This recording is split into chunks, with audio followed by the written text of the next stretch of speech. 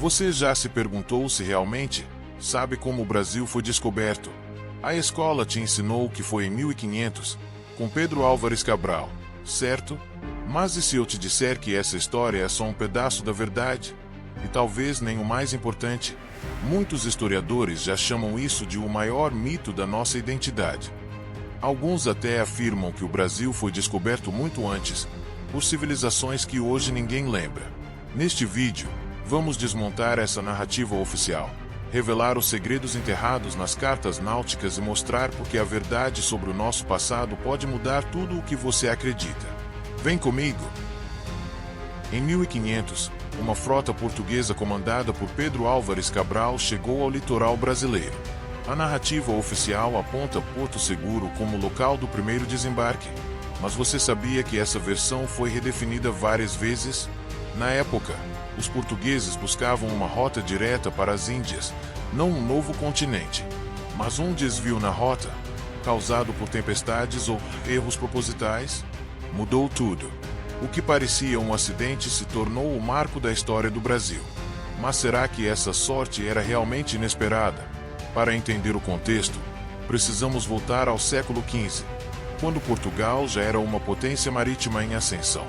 Em 1415, a conquista de Ceuta marcou o início das navegações ultramarinas, impulsionadas pelo Príncipe Henry, o Navegador. Séculos antes de Cabral, os portugueses exploravam a costa africana em busca de ouro, especiarias e novas rotas comerciais. O Tratado de Tordesilhas, de 1494, assinado com a Espanha, dividiu o mundo não europeu entre as duas coroas, mas deixou margens ambíguas.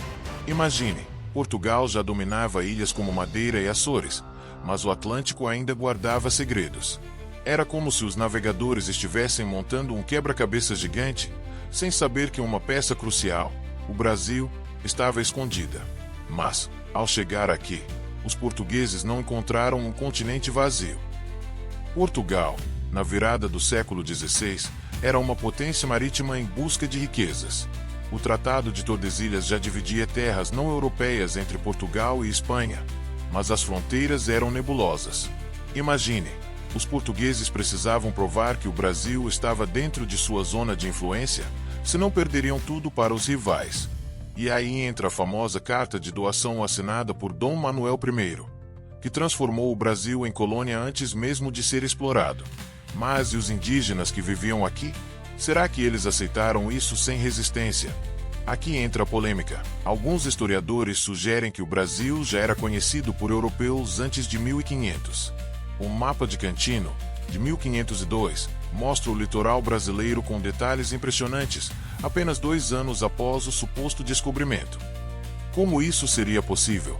Será que outras embarcações chegaram antes de Cabral, mas foram apagadas da história? É como se a versão oficial fosse só a capa de um livro cujas páginas internas estão rasuradas. E falando nisso, vamos mergulhar fundo nesse mundo pré-colonial. Antes da chegada dos portugueses, o Brasil era habitado por milhões de pessoas, divididas em centenas de tribos com línguas, costumes e tecnologias únicas. Estima-se que entre 2 a 5 milhões de indígenas viviam aqui em 1500, pertencentes a grupos como os Tupi-Guarani, Tapajós e Yanomami. Cada um tinha sua própria cosmovisão, sistema político e até técnicas agrícolas avançadas. Era como se o país fosse um verdadeiro mosaico humano, onde cada pedra tinha uma história diferente. Mas essa riqueza cultural logo seria abalada por uma força externa. Os povos indígenas não eram selvagens ou primitivos, como retratados por alguns cronistas europeus. Os Kayapó, por exemplo, já dominavam técnicas de cultivo sustentável e tinham conhecimento profundo da floresta, incluindo plantas medicinais e ciclos astronômicos. Grupos, como os Marajó, construíram civilizações complexas com cidades planejadas e sistemas de irrigação. E sabia que o nome original do Brasil era Pindorama. Em Tupi-Guarani, significa terra das palmeiras. Mas por que essa herança foi apagada da nossa identidade? Vamos entender melhor isso no próximo trecho.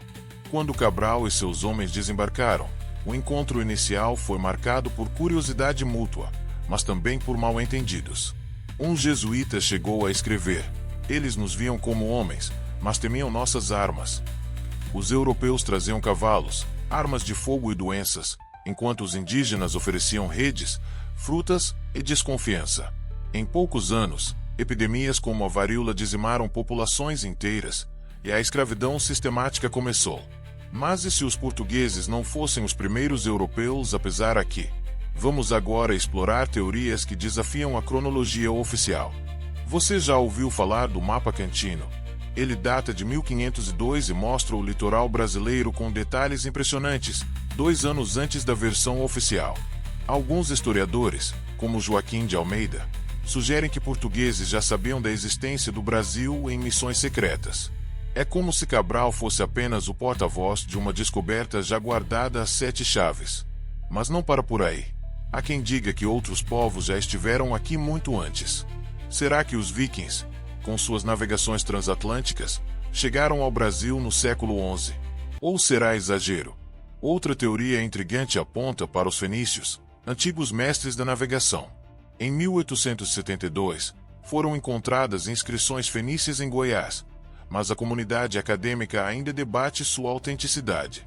Será que os ETs deram uma mãozinha? Brincadeiras à parte, essas pistas sugerem que o Atlântico já era uma rodovia, antes mesmo das grandes navegações. Mas por que a maioria das histórias oficiais ignoram isso? Alguns autores defendem que portugueses ou espanhóis já exploravam o Brasil antes de Cabral, mas mantiveram um segredo para não dividir territórios. O cronista Gaspar Frutuoso, em 1580, mencionou navios perdidos que teriam chegado ao Novo Mundo décadas antes. Além disso, há relatos de naufrágios com objetos europeus encontrados no litoral brasileiro datados do século XV. A história oficial parece ser um livro com páginas arrancadas, e quem pagou para que isso acontecesse? Agora vamos voltar no tempo e mergulhar nos mistérios pré-colonialistas. Muito do que chamamos de brasileiro tem raízes indígenas. Mais de 2.000 palavras do português brasileiro vêm de línguas tupi-guarani, como abacaxi, tucupi e caipirinha. Até nomes de cidades, como Ipanema, Água Parada, o Tietê, Rio Grande, são heranças diretas dos povos originários. É como se o DNA cultural do Brasil carregasse um mapa genético com marcas indeléveis do passado. Mas essa influência vai muito além das palavras. Os povos indígenas eram mestres em viver em harmonia com a natureza, algo que hoje chamamos de sustentabilidade.